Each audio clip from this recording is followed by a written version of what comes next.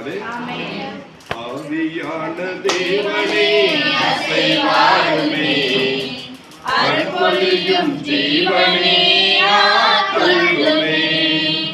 ஆவியான தேவனே அசைவாருமே, அருள்பொழியும் ஜீவனே ஆட்கொள்ளுமே.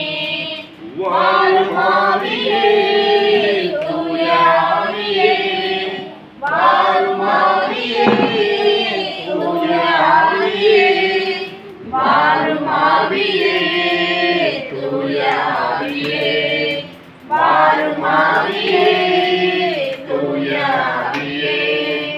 தெய்வீக அக்கினியே இறங்கி வாருமே, உம் திருக்கரத்தின் வல்லமையை பொழிந்திடும் ஐயா.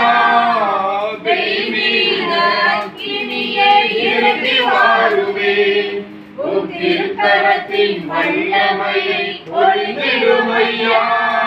உம் திருக்கரத்தின் வல்லமையை பொழிந்திடும் ஐயா. உம் திருக்கரத்தின் வல்லமையை பொழிந்திடும் ஐயா. ஆவியான தேவனே அசைவாருமே, அருள்பொழியும் ஜீவனே ஆட்கொள்ளுமே. இணைச்சட்டம் 28ஆம் அதிகாரம் 2வது வசனம். உன் கடவுளாகிய ஆண்டவரின் குரலுக்கு செவி கொடுத்தால் இந்த ஆசிகள் எல்லாம் உன்மேல் வந்து உன்னில் நிலைக்கும்.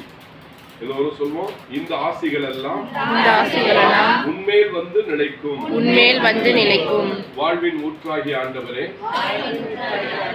இந்த பிறந்த நாளை காணக்கூடிய